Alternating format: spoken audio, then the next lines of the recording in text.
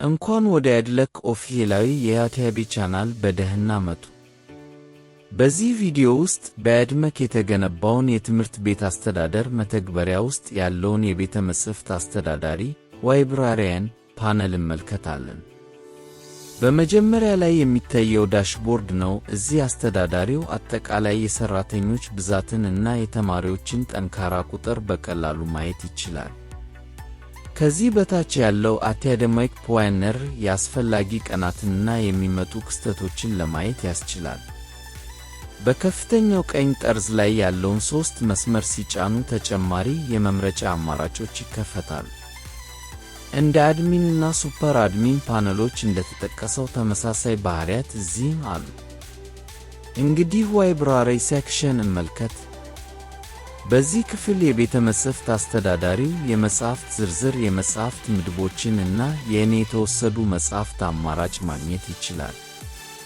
መጽሐፍ ለመስጠት ወይም ለመመለስ አስተዳዳሪው ሙሉውን ካታሎግ ማየት ይችላል።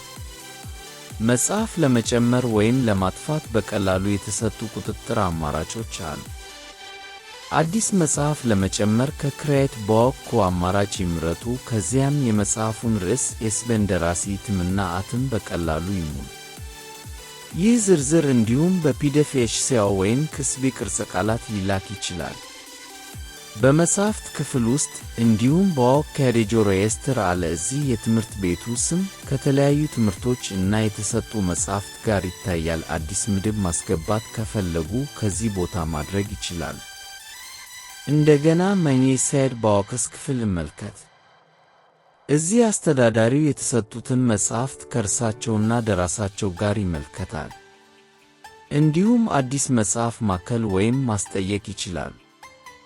መጽሐፍ ለመጠየቅ የመጽሐፉን ርዕስ፣ የተሰጠበትን ቀን፣ የሚመለሰውን ቀን በቀላሉ ያስገቡ። ሥርዓቱም ጥያቄውን ይማርከዋል። መጨረሻ በላይብራሪ ፓነል ውስጥ የሚገኘው አማራጭ የመጽሐፉን አሁን ሁኔታ ለማየት ነው። መጽሐፉ ተሰጥቷልን፣ ተመልሷልን ወይም ተቀባይነት አልተሰጠውም እንደሆነ እዚህ በግልጽ ይታያል። ይህም ዝርዝር በፒዲኤፍ ኤክሴል ወይም ክስቢ እንዲላክ ተዘጋጅቷል። እኛ የቤተ መጻሕፍት ፓነሉን እዚህ ያሳየን ጨርሰናል።